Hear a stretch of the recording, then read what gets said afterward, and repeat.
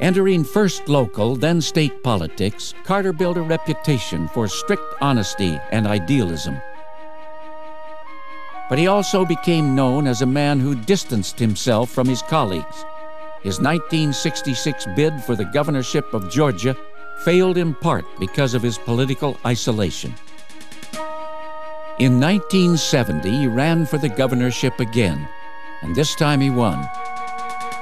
Then just 2 years later, he set his ambitions even higher. I began to plan secretly to run for president. Only about 5 or 6 of us knew it. And then by the time I announced in 1974, nobody cared. And nobody thought I had a chance. But I was confident. Jimmy Carter is running for what? I'm running for president. I want to wish you a nice day and ask you to help me. I'm running for president. President? Of the United States. My name is Jimmy Carter. I'm from Georgia. I'm going to be your next president. You hope? I hope. Yes, sir. That's what I'm here for. I hope to get you to help me. There's Jimmy Carter here, our next president. Jimmy Carter for president. Jesus God Almighty. We'll put me on the 2nd of March. I'll try to do you a good job, and when I'm in the White House, I'll try to speak it. One of the characteristics that I have had is tenacity. Once I set my mind to something, it's hard to change my way or deter me. When did you realize you'd won? Well, it wasn't until the final returns came in from the state of Mississippi that I went over the top.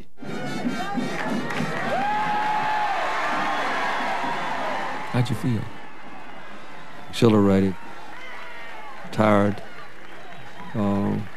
ambitious. I guess you might say it's the greatest thing that ever happened to me in a public way. I was immersed in a sense of history and responsibility and I would say humility that was surprising. He was one of the most idealistic and determined men ever to reach the presidency, filled with positive ideas about what he wanted to accomplish. Personally disciplined, hard-working, and totally honest, he was a breath of fresh air in Washington. But he underestimated the political task that lay before him.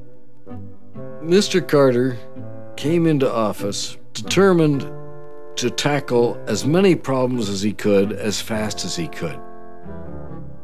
And in a lot of respects, fell on his face as a consequence.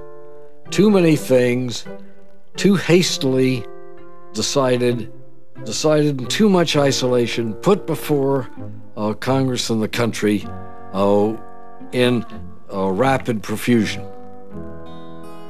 If you want to do things in the presidency, if you want to advance disarmament, if you want to altogether alter our energy policy, if you want to bring a national health care system into being and so forth, and he wanted all those things, many others. If you want those things, you have to develop coalitions, not only in Congress, but of the interests outside of Congress, and of public opinion to bear on Congress. And that is your essential business. There's no escaping it. But Jimmy Carter was not interested in the traditional political process. His passionate do-it-yourself approach to new legislation often failed to gain congressional support. Eventually, he did manage to push through a series of major energy bills, but over time, his political independence confused just about everyone. There were a lot of articles written, permeated by consternation about how do you put this President Carter in a box?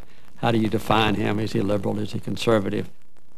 Is he a warrior? Is he a peacemaker? Is he too idealistic? Is he too pragmatic? But I never did try to create that confusion. My comprehension of myself was fairly complete, I guess.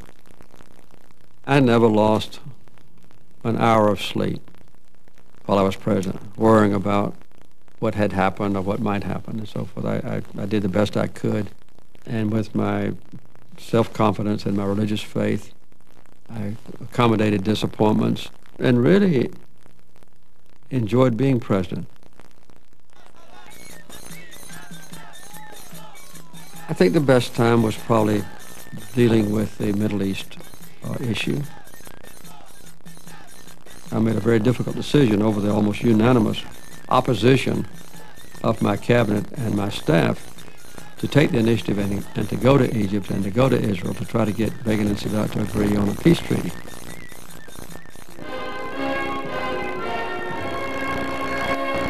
And when they did sign, both of them signed the agreement. I guess that was probably my best moment. He put enormous effort and intensity, sense of purpose, decisiveness, concern, even subtlety into bringing the Egyptians and the Israelis together. It was a brilliant piece of personal work. Let me put it this way.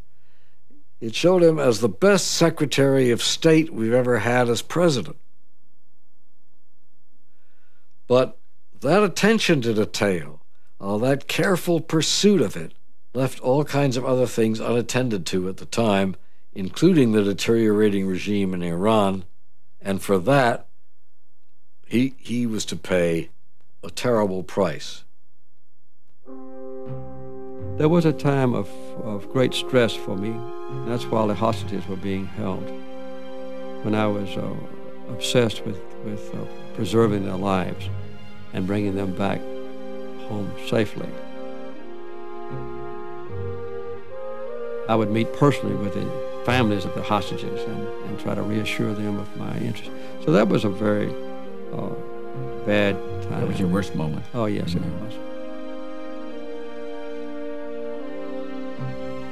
Jimmy Carter's presidency was undone by the hostage crisis in Iran, by an oil crisis, and by soaring inflation.